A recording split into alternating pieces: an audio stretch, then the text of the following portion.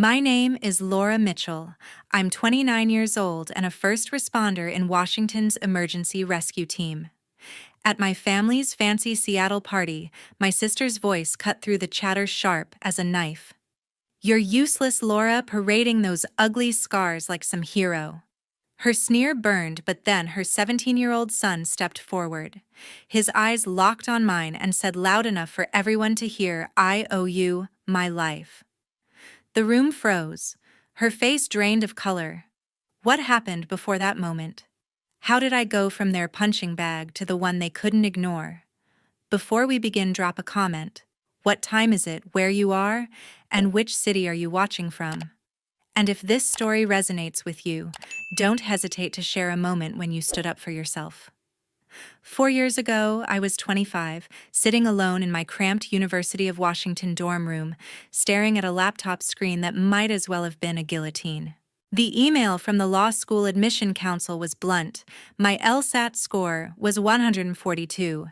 Not even close to the 165 my parents, Dr. Robert Mitchell and Diane Mitchell, expected for their dream of me becoming a lawyer.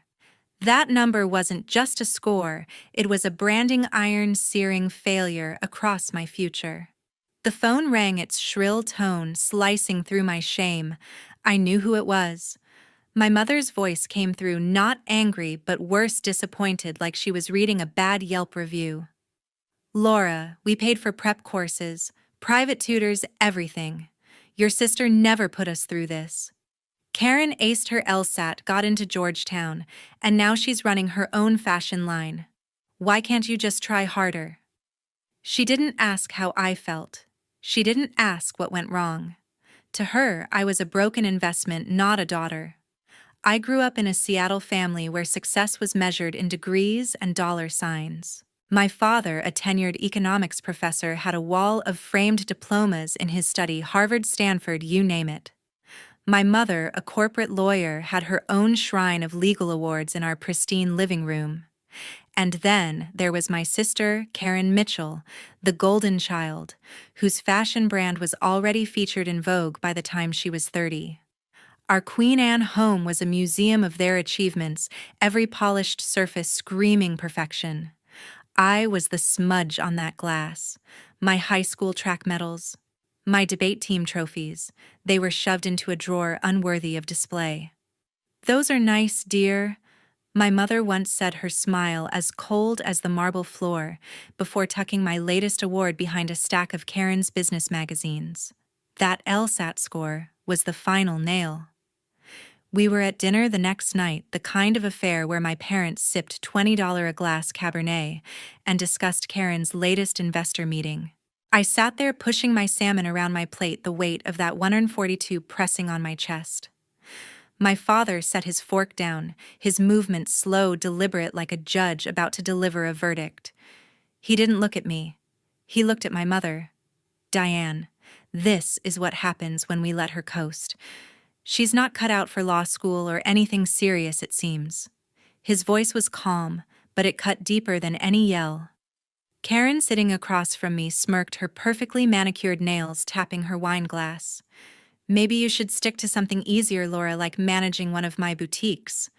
At least you wouldn't embarrass us there." The air in the room turned thick, suffocating. I wanted to scream, to throw my plate at that smug grin, but I just sat there, my hands trembling under the table. My parents didn't defend me. They didn't even blink. To them, Karen was the blueprint, and I was the rough draft they'd rather shred. I'd spent my whole life trying to fit into their mold, late nights studying, skipping parties to prep for tests they'd chosen for me.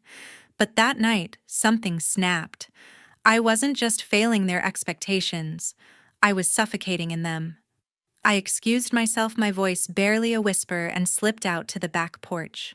The Seattle skyline glittered in the distance, but all I could see was that 142 glowing red in my mind, and Karen's smirk branding me as the family's black sheep.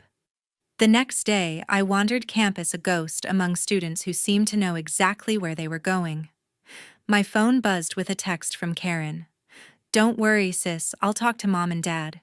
Maybe they'll let you audit my assistant's work."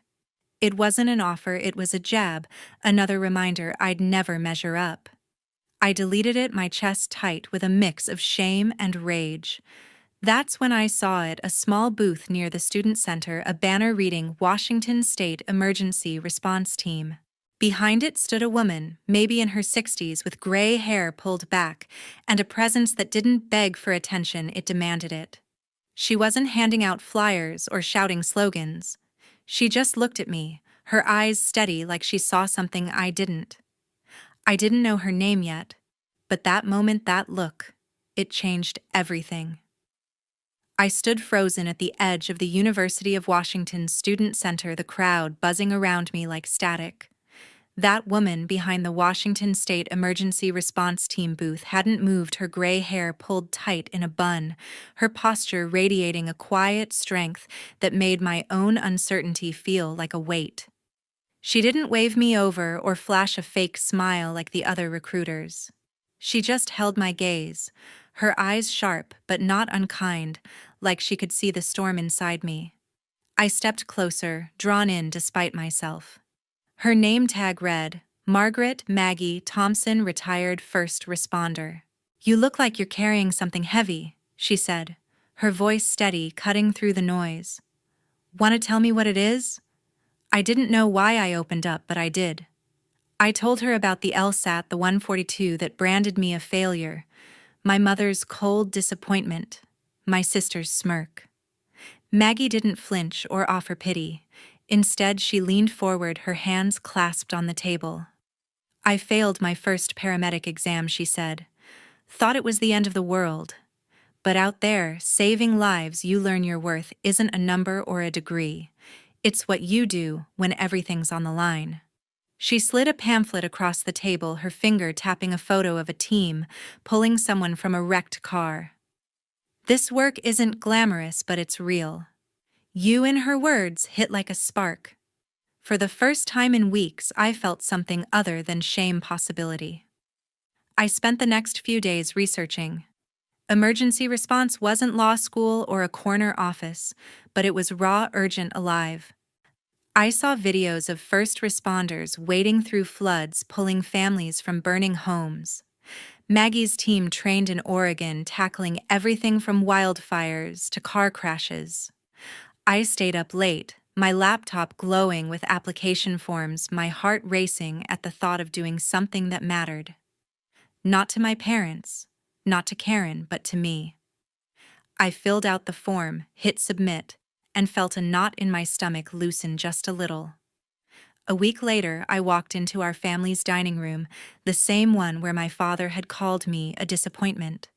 The table was set with linen napkins and crystal glasses, the kind of setup my mother insisted on for important discussions.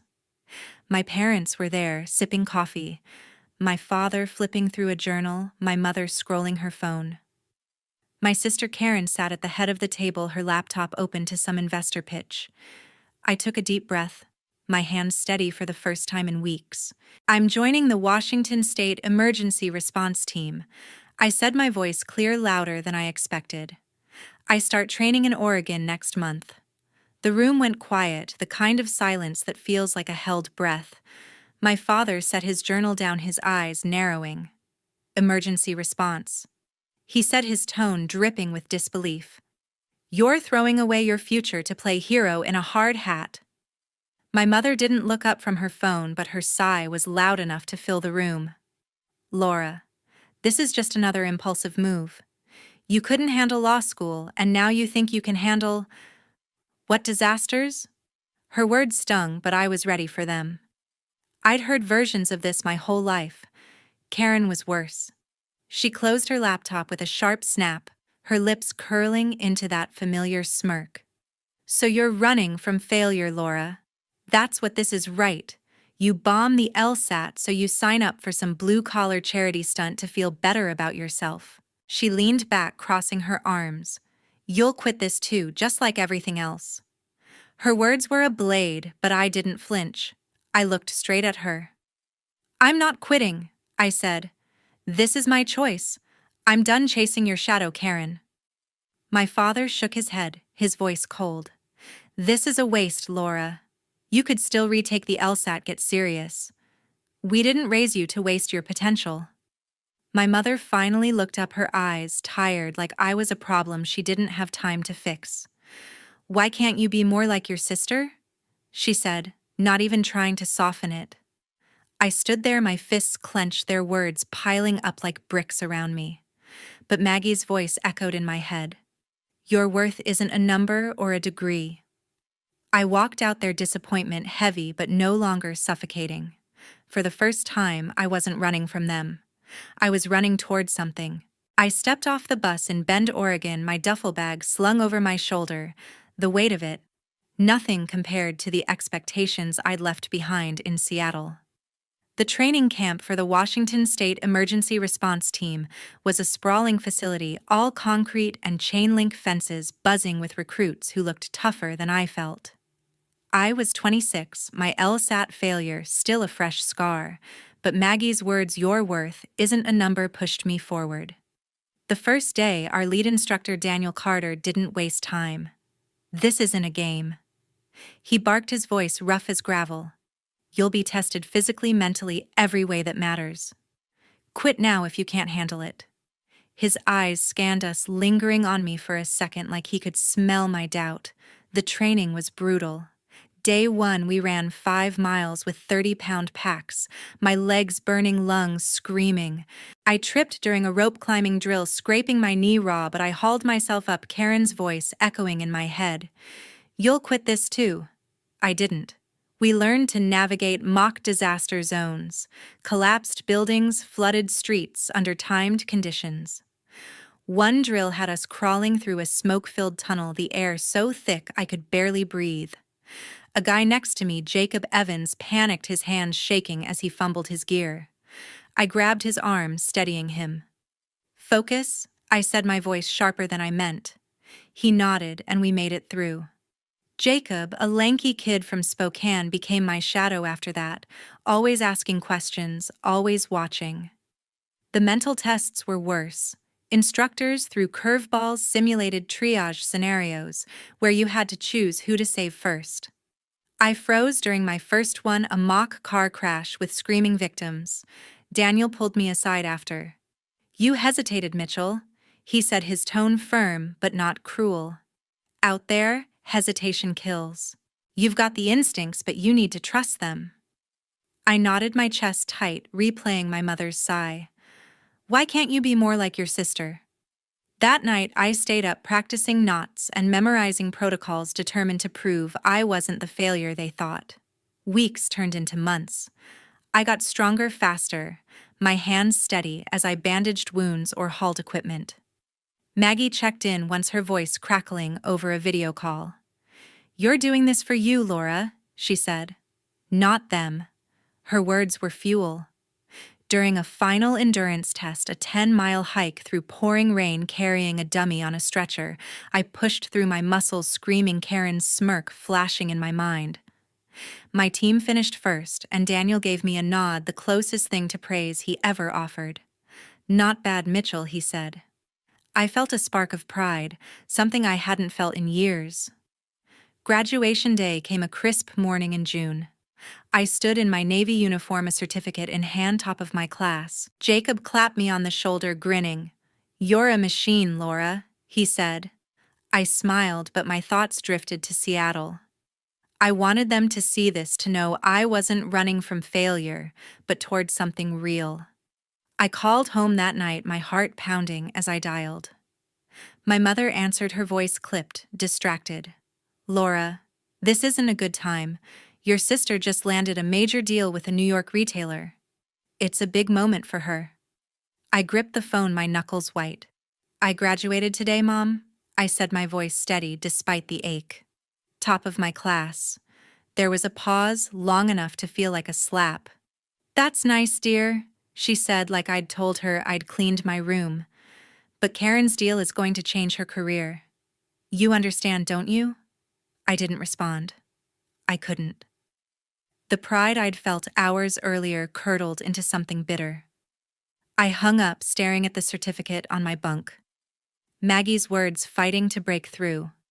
Your worth isn't a number.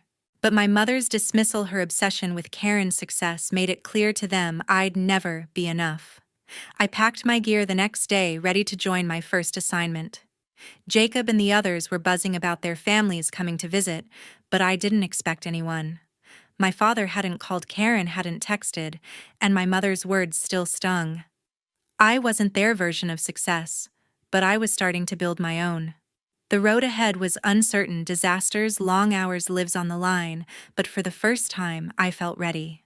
I was 27, standing knee-deep in freezing floodwater in Snohomish County, Washington, the rain pounding my helmet like a drum. It was my first real assignment with the Washington State Emergency Response Team, and the world felt like it was unraveling. The river had overflowed, swallowing homes, cars, everything. Our team, led by Chief Daniel Carter, got the call at dawn. A family of 4 was trapped in their house, the water rising fast. My heart pounded, not from fear, but from something else, purpose. I could still hear my mother's voice from a year ago dismissing my graduation. "That's nice, dear." I shook it off, gripping my radio as Daniel's orders crackled through. "Mitchell, you're with me. Move fast." We waded through the murky water, the current pulling at my legs. Jacob Evans, my teammate from training, was on my left, his face pale but focused. The house was half submerged, the roof barely visible. A woman's voice screamed from inside, raw with panic. "Help my kids."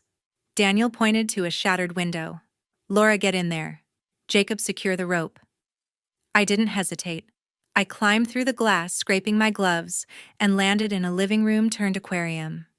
The water was up to my waist, furniture floating like ghosts. A woman, Lisa Harper, clung to a staircase, her 2 kids, a boy about 10 and a girl, maybe 6, huddled behind her. Her husband, Michael Harper, was trying to pry open a jammed door, his face gray with exhaustion. "Stay calm," I said, my voice steady despite the chaos. "We're getting you out." I grabbed the kids first, passing them to Jacob through the window. The girl was crying, her small hands clutching my jacket.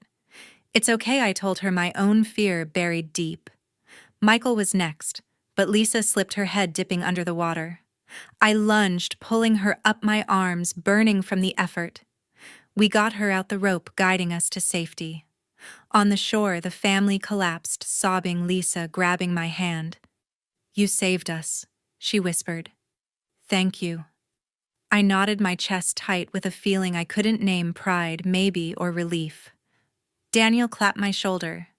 "Good work, Mitchell." He said, his voice gruff but warm. Jacob gave me a quick grin, and for a moment I felt like I belonged. Back at base, I sat in the break room, my uniform still damp, replaying the rescue. I wanted to tell someone, anyone who'd care. I pulled out my phone and called home, my fingers trembling as I dialed. My mother answered, her tone brisk, like I was interrupting. "Laura, what is it?" "We're in the middle of planning Karen's launch party." I swallowed, my throat tight. "I just saved a family." "Mom," I said. "A mom, a dad, 2 kids. Their house was flooding and I got them out." There was a pause, then a sigh. "That's great, Laura. But you know your sister's brand is going international now. She's meeting with Paris buyers next week." Her words hit like a punch, but I pressed on.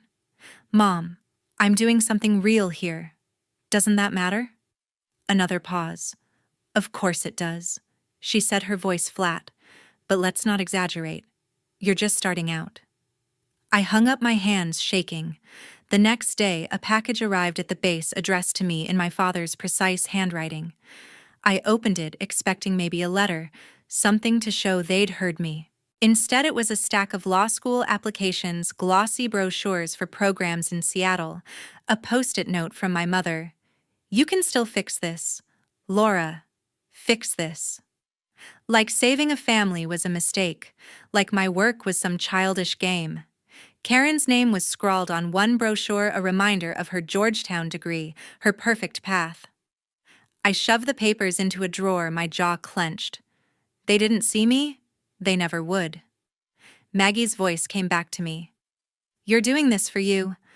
I held on to that because out here with people like Lisa and her kids, I was making a difference even if my family called it a game.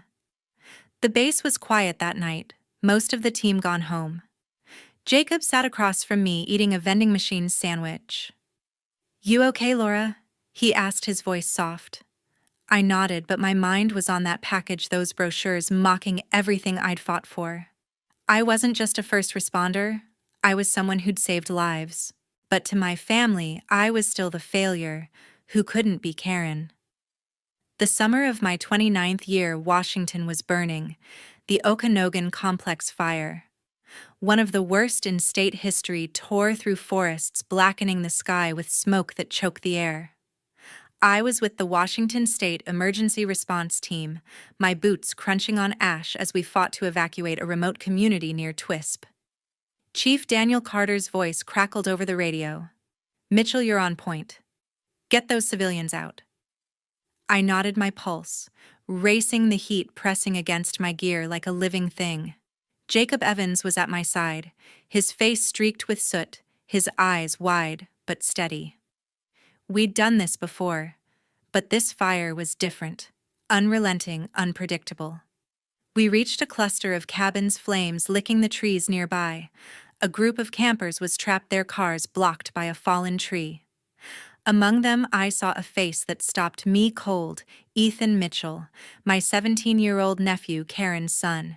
He was with a school group, his backpack slung over one shoulder, his face pale but defiant. "Ethan," I said, my voice sharp over the roar of the fire. "What are you doing here?" He shrugged, trying to play it cool. "Field trip got stuck." "Bad timing, huh?" I didn't have time to process it.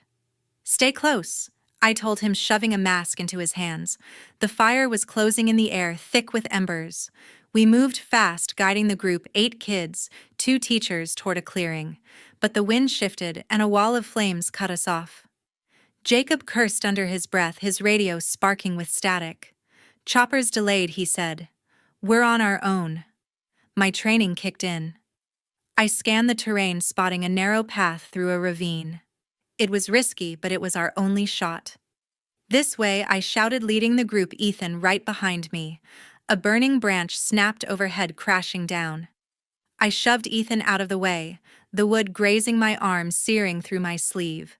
Pain shot through me, but I kept moving, my jaw clenched. Halfway through the ravine, Jacob stumbled, his leg caught on a root. The flames were closer now, the heat blistering. I grabbed his arm, pulling him up, my own arm throbbing. "Keep going," I yelled to the group. Ethan was helping a younger kid, his face set with determination. We reached the clearing, but the fire was still advancing. I grabbed the flare gun from my pack, firing it into the sky to signal the helicopter. The smoke was blinding, my lungs burning, but I stood my ground, waving the flare until I heard the chopper's blades. The helicopter landed, and we loaded the group, Jacob limping, Ethan dragging the last kid aboard. As I climbed in, another branch fell, striking my leg. I bit back a scream, blood soaking my pant leg, but I stayed upright, helping secure the civilians. At the base, medics patched me up. My arm and leg were scarred, permanent marks, the doctor said. I didn't care. Ethan was safe, Jacob was alive, and the others made it out. Daniel pulled me aside later, his face grim but proud. "You saved them, Mitchell," he said. "That flare call was textbook." I nodded, too tired to speak, the pain in my arm and leg a dull roar. "Ethan found me before he left with his group." "You didn't have to do that," he said, his voice low, almost shy. "Thanks, Laura." I managed a smile. "Your family, Ethan." I'd do it again. A month later, I stood in a community center in Wenatchee, my uniform crisp despite the bandages under it. The mayor presented me with a local heroism award, a small medal pinned to my chest. The room was packed. Jacob, Maggie, my team, but not one seat held my parents or Karen. I'd sent them the invitation, even called my mother. "It's a busy week," she'd said, her voice distant. "Karen's preparing for a Paris show." My father didn't even pick up. I scanned the crowd, hoping, but they weren't there. Maggie squeezed my hand, her eyes steady. "You did this, Laura," she whispered. "Not for them, for you." I nodded, but the absence stung sharper than the burns on my skin. I'd saved lives, including my nephew's, but to my family it was just another day. I wasn't Karen. I stepped off the plane in Seattle, my arm and leg still tender from the scars I'd earned in the Okanogan fire. At 29, I wasn't the same Laura who'd failed the LSAT or begged for my family's approval. The local heroism award, a small medal tucked in my bag, felt heavier than its size. I'd saved lives, my nephew Ethan among them, but the weight of my family's indifference pressed harder. My mother had texted me to come to Karen's birthday party at our Queen Anne home, no mention of my award or the fire. I went not for them, but because I wanted to face them on my terms. The house was decked out, chandeliers, gleaming tables loaded with catered food for Karen's 36th birthday. My parents, Dr. Robert Mitchell and Diane Mitchell, mingled with Seattle's elite business partners, fashion insiders, all there to toast my sister's latest triumph. Karen stood at the center, her dress designer, her smile practiced. Ethan was there too, slouched in a corner, his phone in hand. I wore a simple blazer, my scars hidden under long sleeves and pants, but they itched a reminder of what I'd done.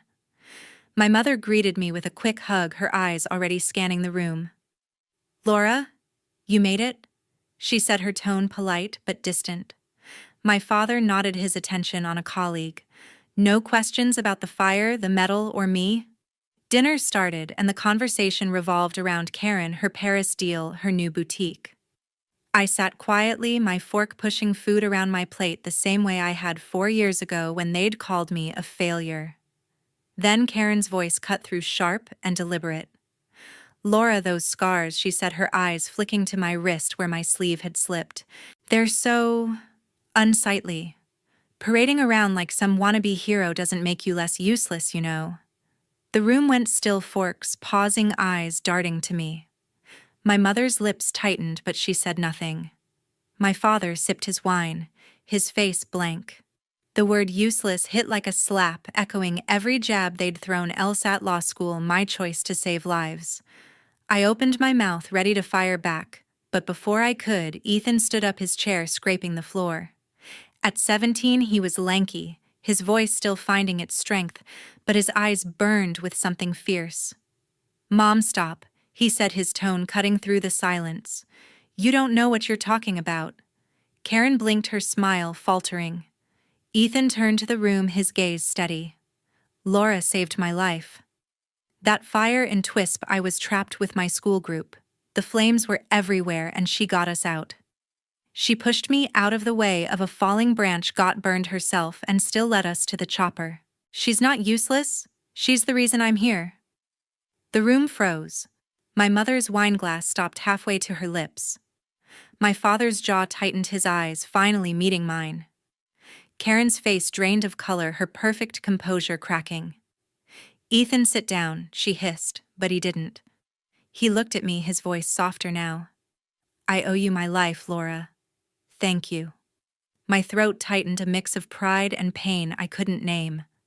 I nodded, unable to speak, my scars suddenly feeling less like shame and more like proof. The rest of the dinner was a blur. My parents didn't speak to me, their silence louder than Karen's words. Karen avoided my eyes, her laughter forced as she steered the conversation back to her success. But Ethan's words hung in the air, a shield against their judgment. I left early, slipping out to the porch, the Seattle skyline glittering in the distance. Maggie's voice echoed in my head. "You're doing this for you." For the first time, I believed it. I wasn't their failure anymore.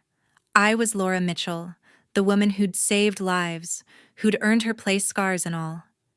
Ethan's words still hung in the air at my sister's birthday party, the Queen Anne dining room, heavy with silence, after he'd called me out as the one who saved his life. For a moment, I thought it might change something. My parents sat frozen, their faces unreadable. Karen, her perfect smile cracked, tried to steer the conversation back to her Paris deal, but the room felt different now, charged with something raw. I stood there, my scars itching under my sleeves, waiting for a response, an apology, a glance, anything. But my mother just sipped her wine, her eyes avoiding mine. My father cleared his throat, turning to a guest about some economics conference. Karen laughed too loudly, tossing her hair. That's when it hit me, Ethan's truth didn't matter to them. I didn't matter. I'd spent years chasing their approval through the LSAT, through law school dreams they'd forced on me, through every cutting remark about my failures. I'd saved lives, earned scars, pinned a heroism medal to my chest, but to them, I was still the shadow of Karen's spotlight. Something snapped inside me, a dam breaking after years of holding it together. I pushed my chair back, the scrape loud enough to make the heads turn. Enough, I said, my voice steady, but burning. I'm done. My father's head snapped up, his brow furrowing. Laura, sit down, he said, his tone sharp, like I was a student interrupting his lecture. I didn't. I looked at him, then at my mother, then at Karen, who was smirking, one eyebrow raised. You've never seen me. I said, my words spilling out, years of hurt sharpening them. I failed your test, didn't I? The LSAT law school, your perfect mold. But I saved people. I saved Ethan. And you. I turned to my mother. You sent me law school brochures after I pulled a family from a flood. You didn't even show up when I got a medal for saving your grandson. My voice shook now, but I didn't stop. Karen, you called me useless. Useless. After I risked my life for your son. And you too, I faced my parents. My chest tight. You let her. You always have. Karen's smirk faded, her fingers tightening around her glass. Laura, you're being dramatic. She said, her voice low, but it lacked its usual bite. My mother set her glass down, her lips parting to speak, but I cut her off.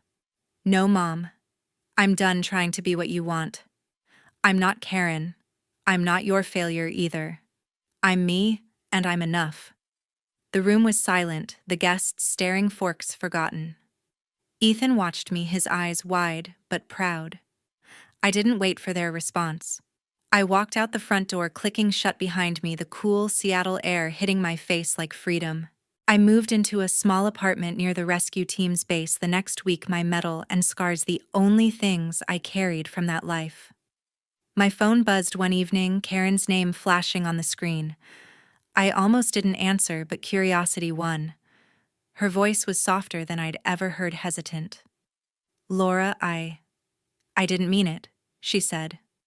What I said at the party. I was wrong. I'm sorry. I waited for the relief, the warmth of her apology, but it didn't come. Her words felt like too little, too late, a bandage on a wound that had already scarred over.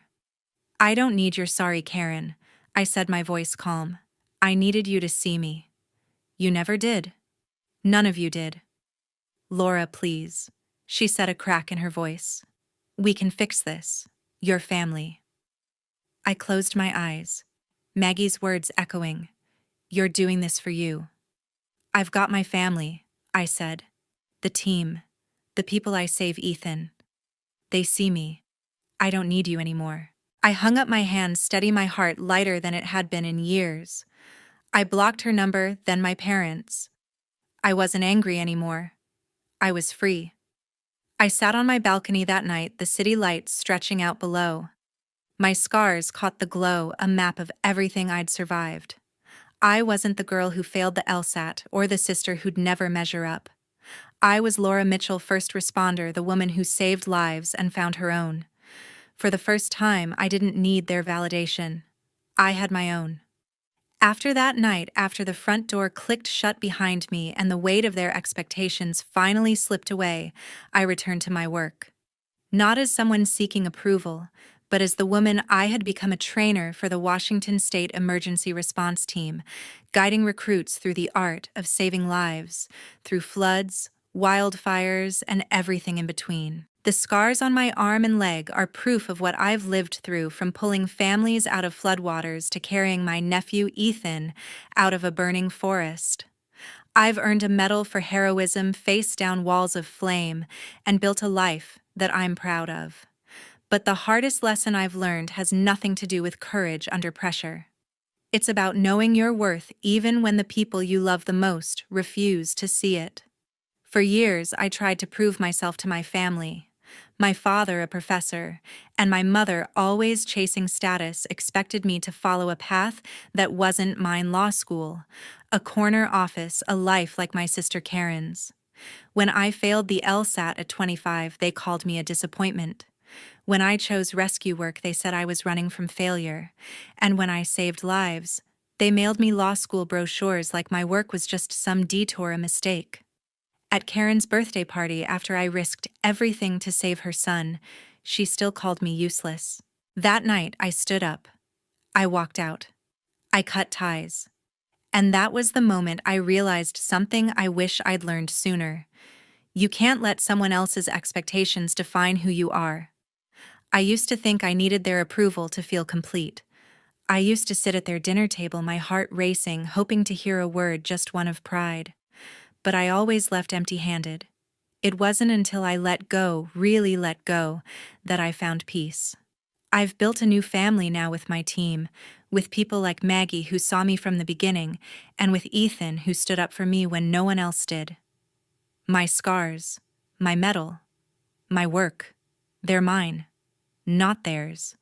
And here's what I want you to remember. Your value doesn't come from people who don't respect you. It comes from the choices you make, the lives you touch, and the person you choose to be every single day. Don't make the mistake I did. Don't spend years chasing validation from people who refuse to see your worth. It's a trap, one that keeps you small, keeps you doubting. If you're living under someone else's expectations, stop.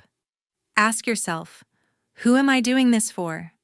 If the answer isn't me, then it's not worth it. I had to learn that the hard way. But you don't have to. Find your path. Find your people. Find your purpose. Hold on to it and don't let anyone tell you that you're less than enough. I'm sharing this because I know I'm not alone. There are so many of you out there fighting to be seen to be enough. I want to hear your stories, your struggles, your victories, those moments when you finally realized your own worth. Share them in the comments. Let's start a conversation. And if this story resonates with you, hit that subscribe button. Because this isn't just about me, it's about all of us finding our way home. Thank you for listening. Thank you for being here. You're not invisible. You are enough.